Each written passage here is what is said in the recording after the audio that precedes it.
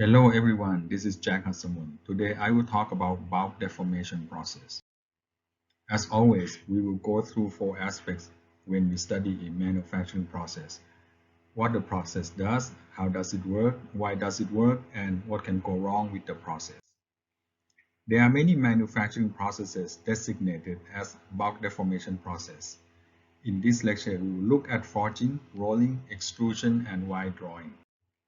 Let's start with forging process. The first step is to prepare raw material into basic size and shape and perhaps heating it in the furnace to soften the metal.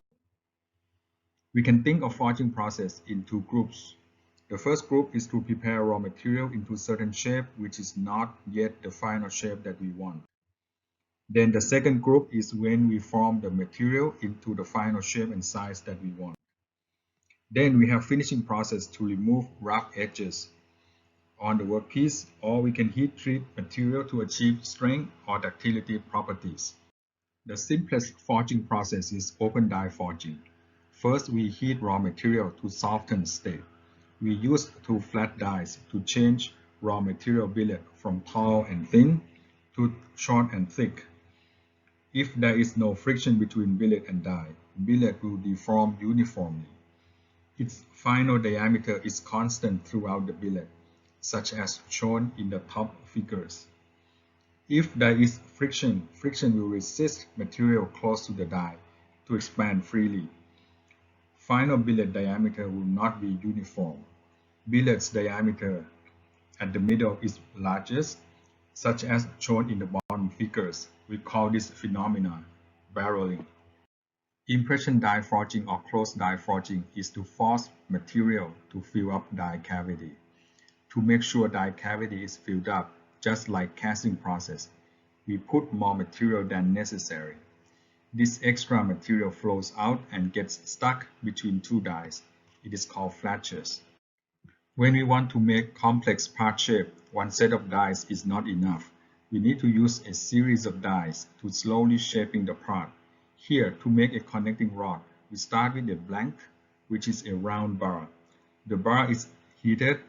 Then we need four steps: etching, blocking, finishing, and trimming to create the connecting rod. Each step needs a pair of dies, and we need to perform these steps immediately one after another before material cools down and becomes hardened. Trimming operation is to cut material scrap and flatches out. Let's take a closer look at the die. From the side view, when both dies are in contact, these contact points form parting line. To make sure that material flatches does not block both dies from coming into contact, we need to create space on both dies to collect flatches. These are called land and gutter. To make the operation continuous, we put raw material on the lower die. Then the upper die comes down to force material to fill up die cavities, land and gutter. Then the upper die needs to go up so that the workpiece can be taken out. New raw material can be placed on the lower die. When the upper die is lifted, we want to make sure that the upper die does not affect workpiece shape. This is done using draft angles on both upper and lower dies. And we avoid sharp corners by using fillet. For complex part, we use an insert to eject workpiece from the uppermost. The forging process can come in many forms depending on how forging force is generated: hydraulic presses, flywheel type, knuckle joint, or screw press. As an engineer, we select machine based on stroke range, press capacity, and maximum forging force and production rate. Gravity hammer type is also very popular. Let's talk about forging force. For open die forging with no friction, forging force can be calculated based on material yield strength as shown in the equation. Note that the ratio of H0 over H2 is always greater than 1, as forging force is greater than material yield strength. When we take into account friction, things get a little more complicated. We calculated average upsetting pressure from the equation shown. Here we need to use flow stress YF which is calculated from true strain epsilon and material properties strain coefficient K and strain hardening exponent N. And we need to estimate friction coefficient mu, average final radius R, and final height H2. Let's take a look at an example. Cylindrical specimen made of a new 4135 steel. K equals 1015 megapascal, N equals 0.17. Starting diameter is 15.24 centimeter. Height is 10.16 centimeter. Upset at room temperature by open die forging, flat dies. Final height is 5.08 centimeter. Assuming friction coefficient is 0.2. Please calculate upsetting force required. Here we are told d sub 0, h sub 0, the h2, and mu. To calculate upsetting force F, we need to know average upsetting pressure and the final radius R2. To determine average upsetting pressure, we need to find flow stress. If we assume material before and after upsetting has constant volume, we can calculate final radius R2. To find flow stress, first we need to calculate true strain epsilon from starting and final radius. Then we can calculate flow stress and P average and final forging force. Forging force in closed die is not constant. When the upper die comes into contact with the workpiece, forging force is still zero. As materials start to fill up die cavity until flatches start to form, forging force increases slowly. After flatches are formed, it provides resistance to the upper die, so forging force increases significantly until both dies are closed. Maximum forging force can be calculated from flow stress by F, projected area of the forging, including flatches A, and coefficient K sub P, which depends on product shape and flatch. Manufacturing engineers define forgeability to quantify materials' capability to be forged without cracking. This is done mostly by upsetting tests. We upset solid cylindrical specimen by 2 flat dies until the specimen shows cracking at the surface. The final height just before cracking is compared with the starting height. High reduction in height means high forgeability. Another key consideration that makes forging process works smoothly is material flow. Workpiece material will flow in the direction of least resistance. When we design forging process, we must design the die so as to distribute material to properly fill die cavities. This flow direction also creates grain direction with the material as it cools down. There are many things that can go wrong in forging process. After forging process, the end workpiece cools down. It may have cracked surface. This could be due to high forging force or too high or too low forging temperature. Material may not fill up die cavities. This is called lapse. Material may have internal cracks which can be detected only by ultrasonic testing or some type of wave techniques. Internal cracks may be caused by die cavities filled too prematurely, or we use too much starting material. Cold shuts is another kind of lapse, when material does not fill sharp corners within the die. In the next few slides, we show many variations of forging process. We will go through this quickly. Coining operation is to create small profiles on flat workpiece. We can think of coins. Heading operation, which creates shape for screw head. Piercing operation, which use punch to create hole in the workpiece. Hubbing, which use punch to create imprinted profiles on workpiece surface. Caulking operation is open die forging with workpiece rotated intermittently. Fullerling and etching process are used to prepare blank to certain shape and size before closed die forging. Roll forging uses a pair of rolls to create complex 3D shape. Skew rolling uses a pair of rolls to create spherical workpiece. Orbital forging is very similar to heading operation, except that the upper die moves in pattern to form workpiece's head. Rotary swedging uses a die and a mandrel to create internal or external profile on tubular workpiece. Sometimes the mandrel is not used. Internal swedging process is very similar to rotary swedging. It is used with or without mandrel to increase tube thickness and to create workpiece's internal profile. In actual practice, workpiece surface should be cleaned before forging operation. For hot forging, once work material is heated, its surface should be scraped or descaled. Die should be preheated and lubricated. For cold forging, the blank should be lubricated. After forging operation, we may need additional operations such as straightening or heat treating to improve workpiece mechanical properties. Let us move on to rolling process. Rolling process is to change thickness or cross-section of long workpiece through a set of rolls. It works on a wide variety of raw material thickness. Example products made with rolling process are welded pipes, bars, rods, structural beams. To make an I-beam, a rectangular cross-section raw material will go through 6 stages. In each stage, we use a set of rolls. Please note that we may need more than a pair of rolls in some stages. When our workpiece goes through each roll, its thickness or diameter decreases.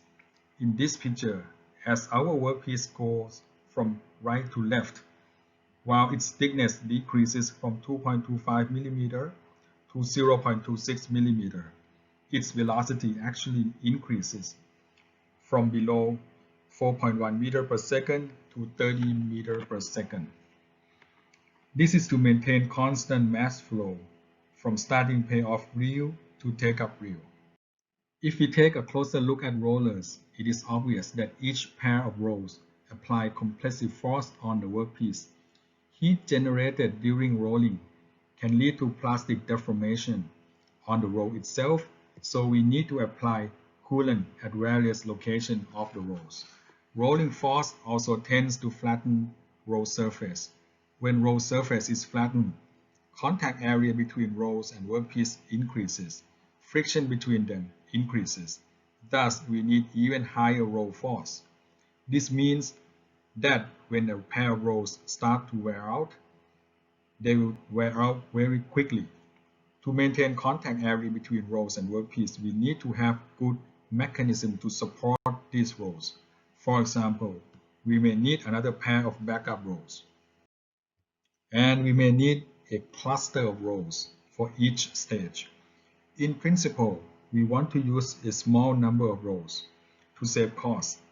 We use more rolls only when it is necessary to do so, to achieve lower force, tighter tolerance, for example. Since rolls must be larger than workpiece, we need to constantly check for its deflection. We try to reduce roll force in a number of ways. Reducing friction, using smaller diameter roll, or using smaller thickness reduction per pass. Rolling strip at high temperature, applying tension to the strip. In hot rolling, we need to heat strip to above recrystallization temperature. Rolling process will stretch material grains and lead to rod structure, where grains are smaller.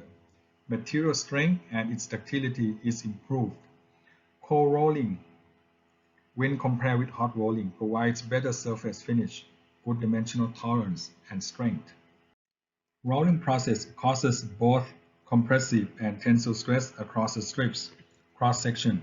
If one side of the strip has higher stress than the other, strip will bend and has defects.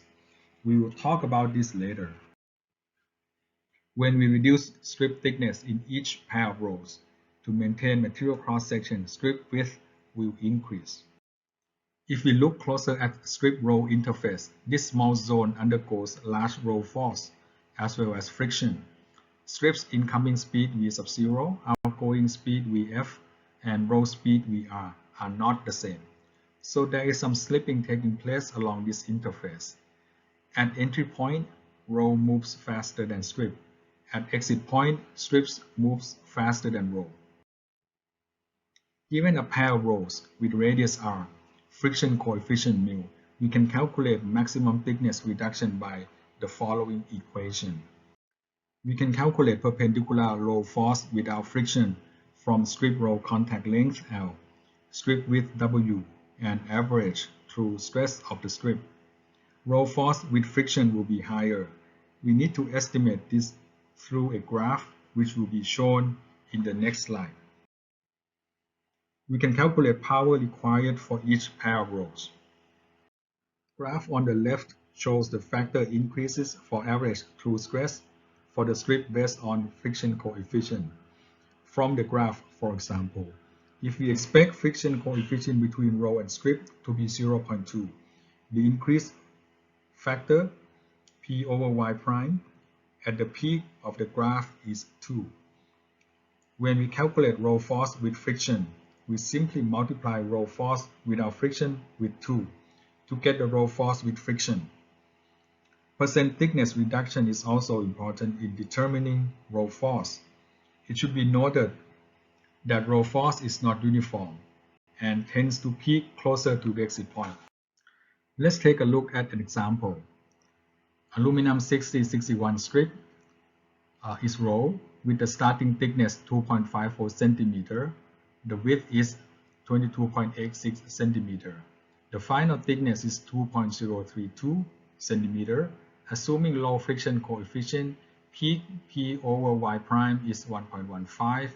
Using roll radius of 30.48 cm with 100 rpm, we would like to calculate total power required for this rolling operation. We can start with the equation to calculate roll power and work backward. Here we need to find contact length L and roll force F. Contact length is easily calculated. To find roll force, we need to calculate through strain epsilon.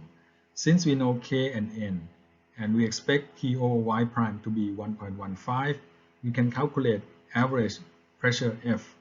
Finally, we calculate roll power. There are many ways that our rolling process does not go as planned.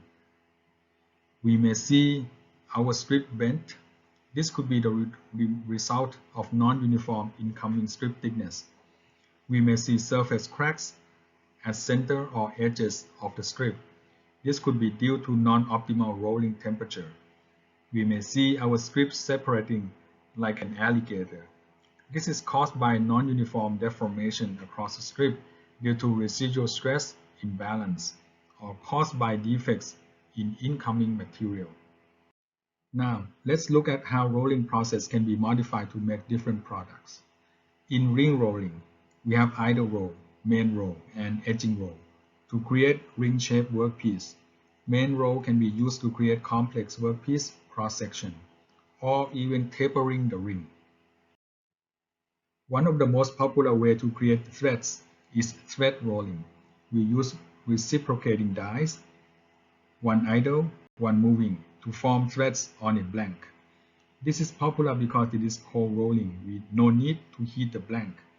Resulting threads has good strength because of good grain structure. Surface is smooth and it uses very low cycle time. Seamless tubing and piping use a pair of rolls to reduce tubular workpiece diameter.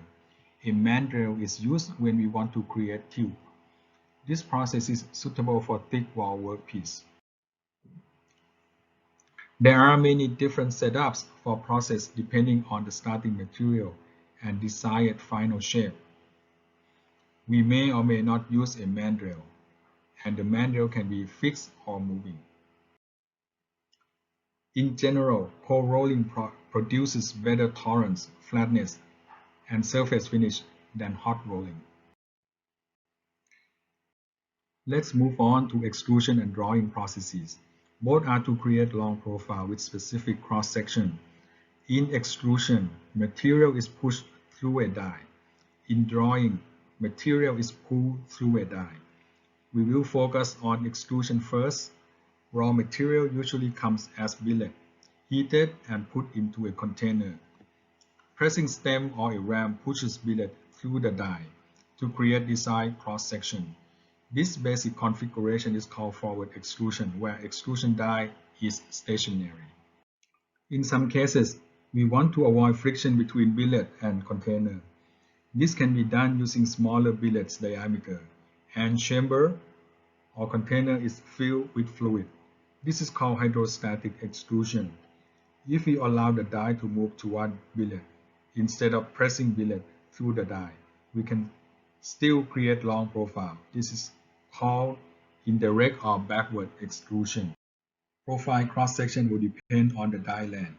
For non-ferrous metal, such as aluminum, die will have small area or dead zone leading to die length. For ferrous metal, we need larger area in the die, leading to die length.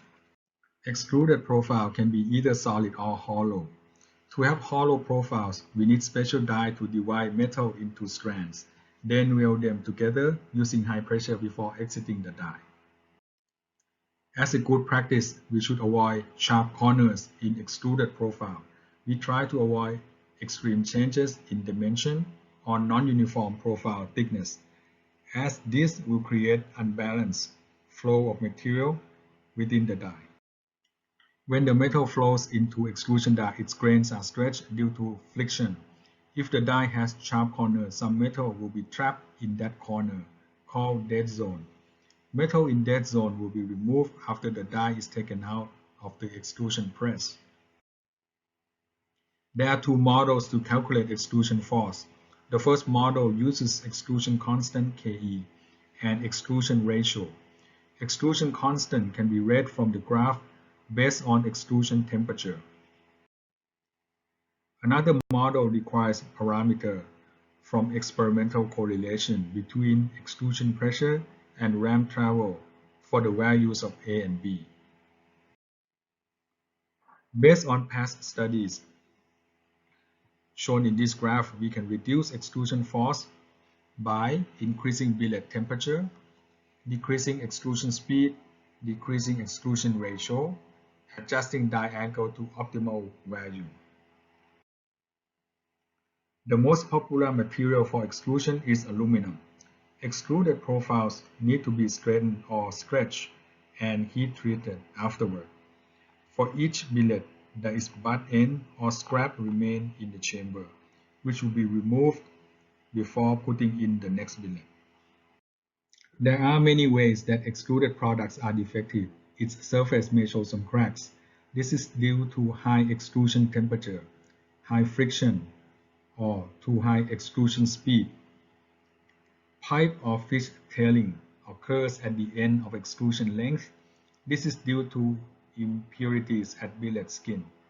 Internal or external cracking takes place when plastic zones do not meet properly. Generally, we heat billet before extrusion to minimize extrusion force required. The drawbacks are excessive die wear. We need to extrude continuously to prevent chamber from cooling. Hot billet may have oxide frames at surface, causing flow problem. Cold extrusion is performed with high extrusion force. Its advantages over hot extrusion are improved mechanical properties, good control of tolerance, good surface finish, no billet heating process, good production rate, and very cost competitive. The last process we want to talk in this lecture is wire drawing. We need an optimum die angle to minimize drawing force. Maximum reduction of area per pass should not exceed 63%. Beyond this, the wire may break. We can also draw tubes through the die. Sometimes we need to use mandrel to create hollow feature.